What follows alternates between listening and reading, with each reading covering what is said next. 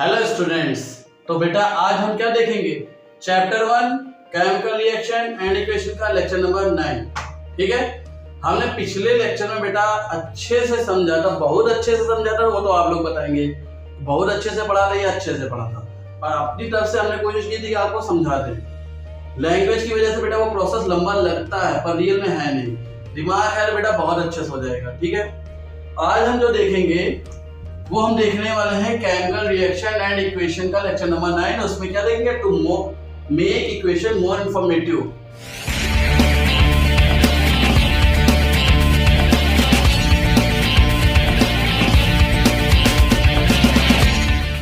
इसको समझाने से पहले होमवर्क चेक करते हैं बेटा। तो जिन्होंने किया हुआ है उनके लिए बता दें, जब ये करोगे तो बेटा क्या होगा? कार्बन की रिएक्शन O2 से कराई हमने, पहले क्या बनाया था? मान लो CO2 बना। ठीक है, ये सर दूसरे नंबर की इक्वेशन थी। इसमें बैलेंस करना बेटा, ये उल्लू बनाया था, ये बैलेंस ही है। क्यों? क्योंकि बेटा कार्बन एक है, ऑक्सीजन के 2 एटम है। इधर भी तो कार्बन का 1 एटम, ऑक्सीजन के 2 एटम है। ये तो बेटा सही ली गई है, इसमें कुछ करना ही नहीं था। ठीक है, दिस इज राइट। अब दूसरी जो थी, कार्बन था, ऑक्सीजन था, और रिएक्शन करके क्या बना? Carbon monoxide. एक चीज देखो बेटा, यहाँ ऑक्सीजन 2, यहाँ ऑक्सीजन कितना? 1 है। कार्बन तो बेटा सेम है, लेकिन ऑक्सीजन नौटंकी कर रहा है, तो क्या करेंगे? इधर 2 है तो इधर क्या करेंगे? यहाँ 2 ना लगा देना बेटा, कार्बन मोनो से कार्बन डाइऑक्साइड बन जाएगा, और कार्बन मोनोऑक्साइड ज्यादा हार्मफुल होती है हमारे लिए। इससे जुड़ा फैक्ट भी बताते हैं। यहाँ पे 2 कर देंगे। अब बेटा यहाँ 2 करने से ऑक्सीजन तो 2 बार, कार्बन क्या हो गया? वो भी डबल हो गया। बैलेंस करने के लिए क्या करेंगे? कार्बन को डबल कर दो, हो गया बैलेंस। तीसरा हमने एथिलीन लिया था, C2H4, ऑक्सीजन से रिएक्शन कराई थी और क्या बना था? Carbon dioxide and water. इसको बैलेंस करो बेटा। कार्बन कितने हैं यहाँ पे? 2 हैं। ठीक है, हमने कार्बन 2 कर दिया, कोई दिक्कत नहीं। तो बेटा कार्बन अगर 2 हो गए, इधर ऑक्सीजन 2, इधर ऑक्सीजन कितने? 4 यहाँ हुए और 1 यहाँ, 5। ठीक है, और हाइड्रोजन अभी इधर कितने हैं? 4 हैं, इधर 2 है, यानी इसको 2 करना ही पड़ेगा बेटा। यहाँ 2 कर दिया, कार्बन भी बैलेंस, हाइड्रोजन भी बैलेंस, लेकिन ऑक्सीजन बैलेंस नहीं हुई। ऑक्सीजन को बैलेंस करेंगे तो कैसे होगा? यहाँ 2 ऑक्सीजन, यहाँ 4 ऑक्सीजन, टोटल 6। तो बेटा 6 कैसे करेंगे? यहाँ 2 थे ना, 3 से मल्टीप्लाई करा दो। अब कुछ लोग कहेंगे सर आपको पता था तो ऐसे कर लिया। अगर पहले ऑक्सीजन के पीछे पड़ते तो करके देख लो बेटा। हम क्या करेंगे? इस बार अच्छे से लिखते हैं और बैलेंस कराते हैं किसको? ऑक्सीजन को।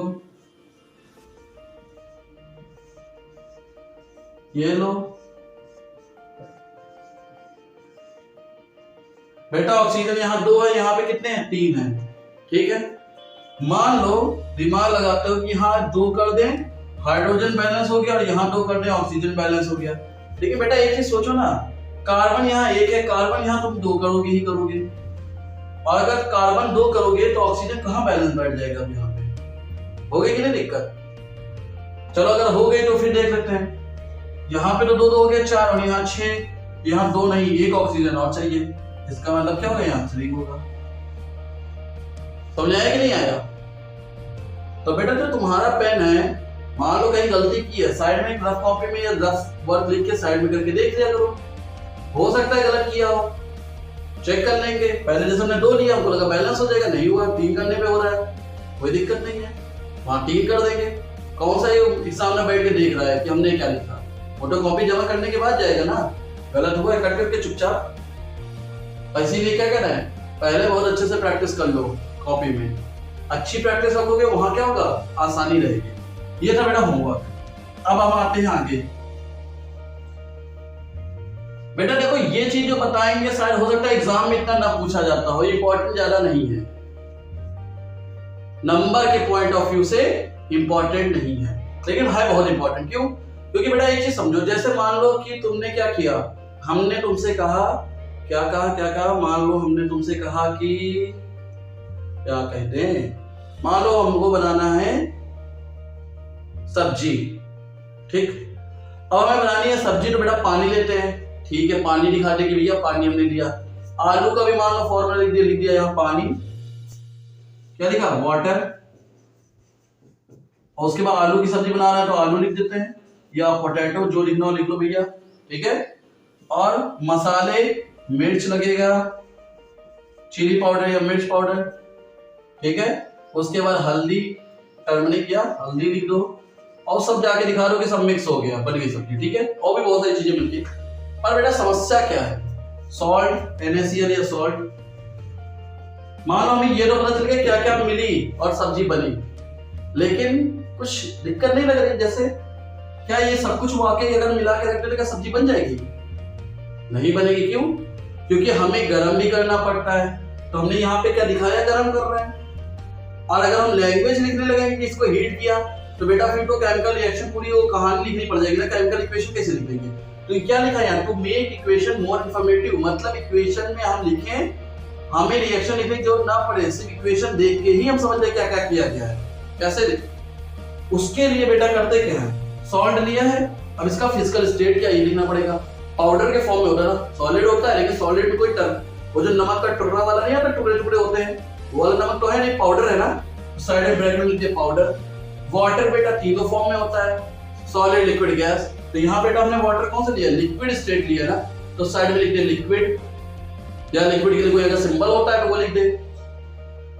आलू तो बेटा कट करके डाला ना, तो यहाँ लिख दे कटिंग का कुछ अगर सिंबल होता है लिख दे, तो उससे समझ में जाएगा नहीं आलू कट किया गया, इससे नहीं कि सीधा इतना बड़ा आलू उठा के डाल दिया सब्जी में। मिर्च बेटा वो पाउडर यूज होता है ना, वैसे ही हल्दी, हल्दी भी पाउडर यूज होता है, खड़ी हल्दी भी आती है, तो कौन सी हल्दी मिला दिया। तो मतलब बेटा ये तो हमें पता चल गया कि क्या क्या मिलाया गया, पर किस तरीके से या किस कंडीशन में मिलाया गया ये नहीं पता। तो इसको कैसे करेंगे बेटा, अगर हम इक्वेशन को मोर इंफॉर्मेटिव बना रहे हैं, ये भी शायद हमें पता चल जाए, तो उसको कैसे करेंगे सोचते हैं। बेटा हम मोर इंफॉर्मेटिव क्यों करते हैं, बाय इंडिकेटिंग, इंडिकेट करके किस चीज को, physical state of reactant and products. जो रिएक्टेंट एंड प्रोडक्ट है उसके क्या करेंगे हम, फिजिकल स्टेट को भी हम क्या करेंगे यहाँ पे शो करेंगे, इंडिकेट करेंगे। उसके बाद बाय इंडिकेटिंग की हीट और एनर्जी चेंजेस, एनर्जी में क्या चेंज आ रहा है, हीट में क्या चेंज हुआ है, मतलब गर्म ज्यादा हुआ है कि ठंडा पड़ गया चीज, ये चीज हम क्या करेंगे, केमिकल रिएक्शन में दिखा देते हैं, मतलब केमिकल इक्वेशन में दिखा देते हैं। केमिकल रिएक्शन में ये चेंज कितना क्या हुआ है वो हम केमिकल इक्वेशन में दिखा देते हैं, ठीक है। By indicating condition under which the reaction take place, मतलब रिएक्शन किस कंडीशन में हो रही है उसको भी हम क्या करेंगे, शो करेंगे। अब बेटा बकवास तो बहुत कर लिया, अब दिखाना शुरू करते हैं। सबसे पहला लेते हैं, अब पहले में क्या है, फिजिकल स्टेट। तो बेटा फिजिकल स्टेट कैसी होगी, अगर मान लो सॉलिड है, कोई चीज सॉलिड है तो उसको ब्रैकेट में क्या लेंगे, एस, ठीक है। लिक्विड है तो बेटा ब्रैकेट में उसके बगल में क्या लिख देंगे, एल। अगर गैस है तो ब्रैकेट में क्या लिखेंगे, जी, ठीक है। अगर प्रेसिपिटेट है बेटा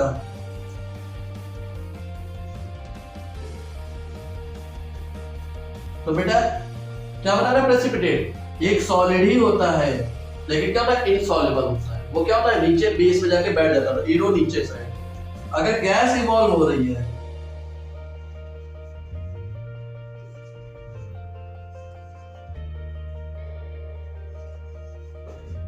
गैस एवोल्यूशन हो रहा है, गैस इवोल्यूशन होता है तो बेटा एरो अपसाइड। क्यों? क्योंकि गैस क्या होती है, अपवर्ड जाती है, ठीक है।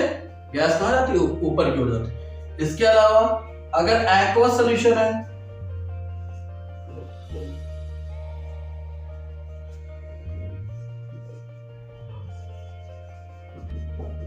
एक्वस सॉल्यूशन है तो बेटा किससे करेंगे, एक्यू। एक्वस सॉल्यूशन मतलब होता है जलीय विलयन, ठीक है। तो बेटा ये सिंबल्स होते हैं, इनको अच्छे से दिमाग में बैठा लो। अब हम क्या करेंगे, एग्जांपल देखेंगे, एग्जांपल में क्या करेंगे, इनको यूज करके दिखाते हैं, ठीक है। तो बेटा देखते हैं हम ये एग्जांपल। अब इसमें एग्जांपल में क्या है बेटा, जिंक है, उसकी रिएक्शन कराएंगे हाइड्रोक्लोरिक एसिड H2SO4, अरे सॉरी सल्फ्यूरिक एसिड से, ठीक है। गर्मी में दिमाग खराब हो रहा है, हाइड्रोक्लोरिक नहीं है, सल्फ्यूरिक एसिड है, ठीक है। सल्फ्यूरिक एसिड H2SO4 से इसने रिएक्ट कराया और क्या बना, जिंक सल्फेट बनाया और हाइड्रोजन बनाया। चलो ठीक है, समझ में आ गया। लेकिन बवाल क्या है बेटा, अब इसमें कैसे पता चले कि जिंक कैसा था, क्या पिघला के जिंक था, मतलब लिक्विड स्टेट में, मोल्टेन स्टेट में था, कैसा था भैया। तो देखो यहाँ पे हम लिख देंगे एस, क्यों, क्योंकि जिंक हमने लिया है सॉलिड स्टेट में। क्या करेंगे एस, बताया ना सॉलिड को किससे लिखा था, एस है। अब बेटा ये जो सल्फ्यूरिक एसिड है, इसमें क्या है, ये बेटा आएगा एक्वा सोल्यूशन है AQ, ठीक है, इसमें आएगा एक्वा सोल्यूशन।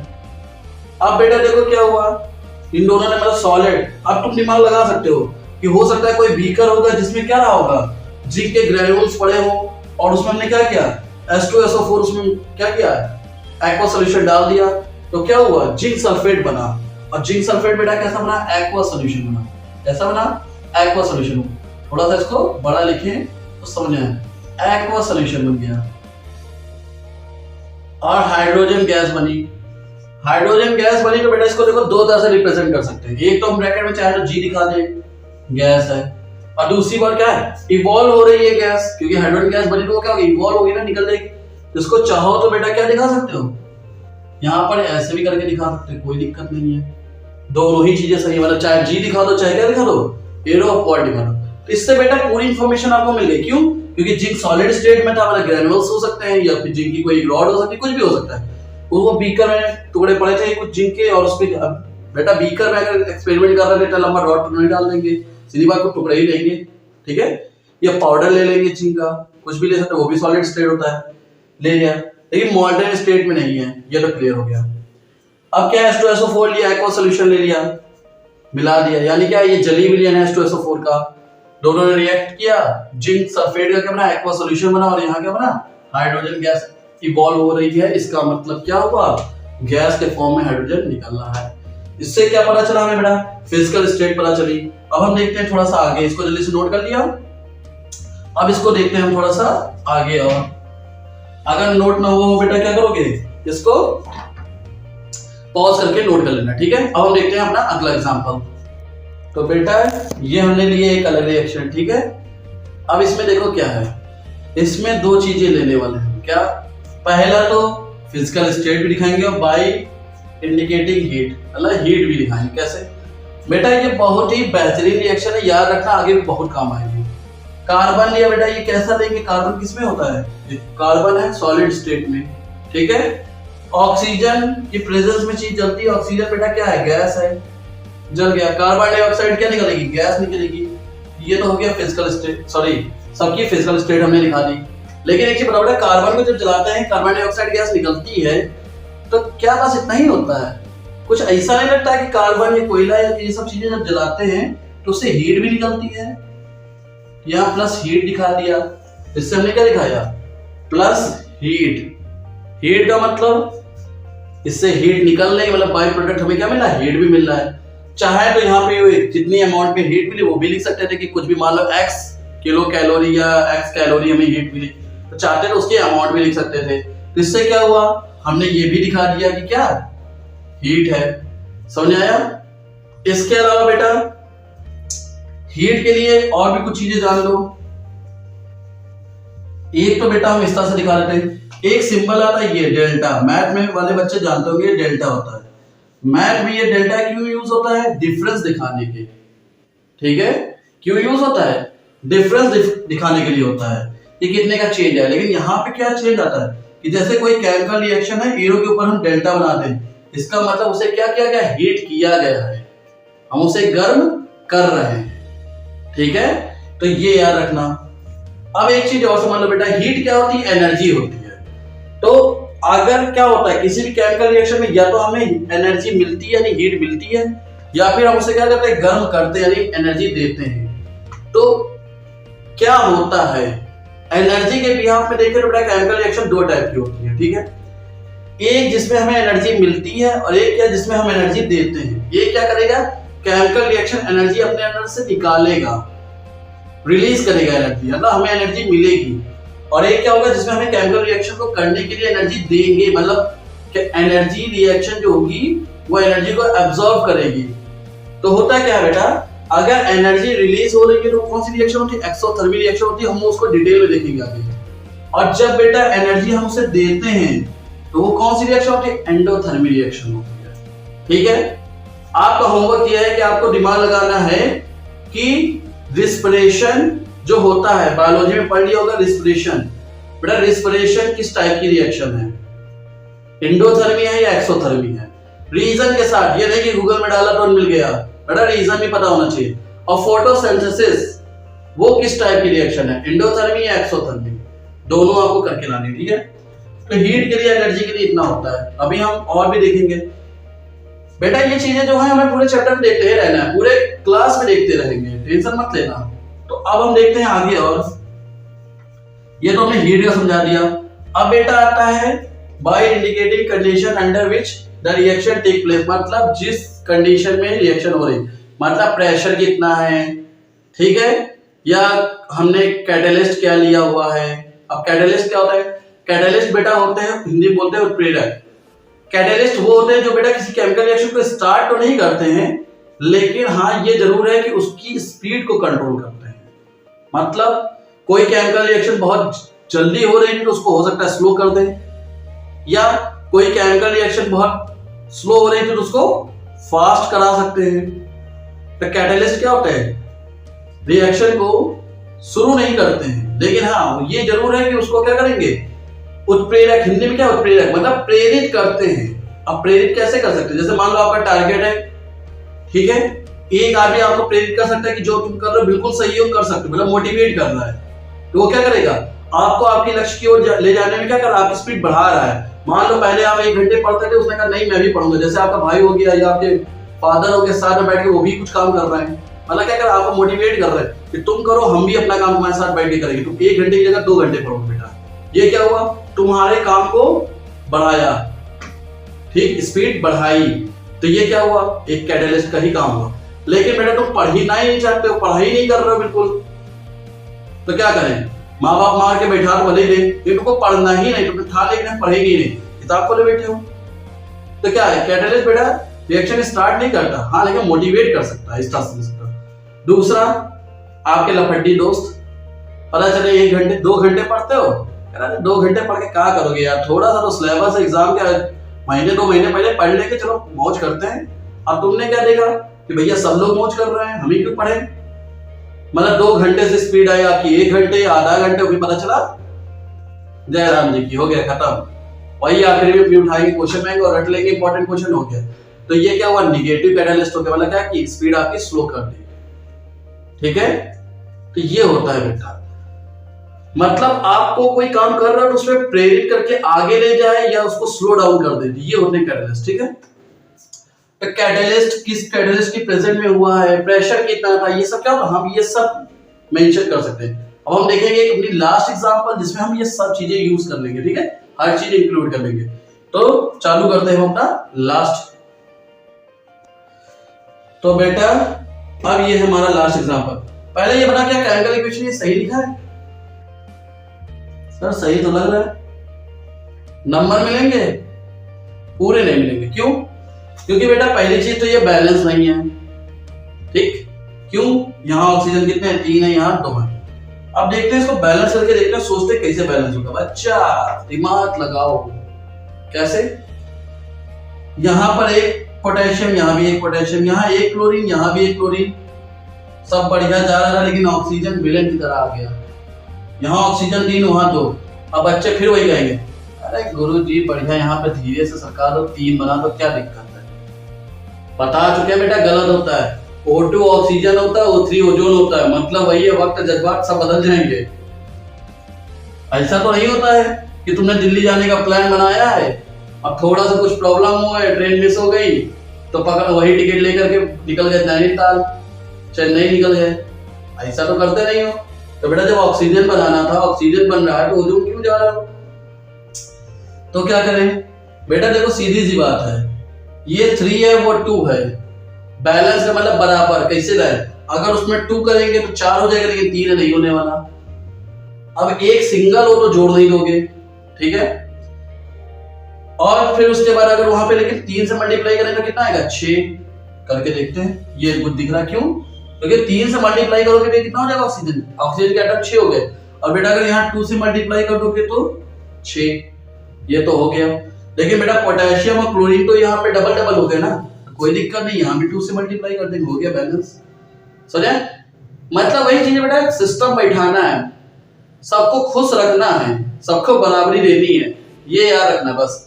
जैसा हमारा कॉन्स्टिट्यूशन कहता है सबको बराबरी का अधिकार है, बस इसमें भी वही बराबरी है, इधर उधर कुछ भी वो नहीं होना चाहिए। ये पता चले एक स्टेट से दूसरे स्टेट में गए तो ऐसा भेदभाव होने लगा, वो सिस्टम नहीं होता है। ठीक है, चलो अभी देखते हैं। अब बेटा ये तो पता चला कि इंफॉर्मेटिव नहीं है।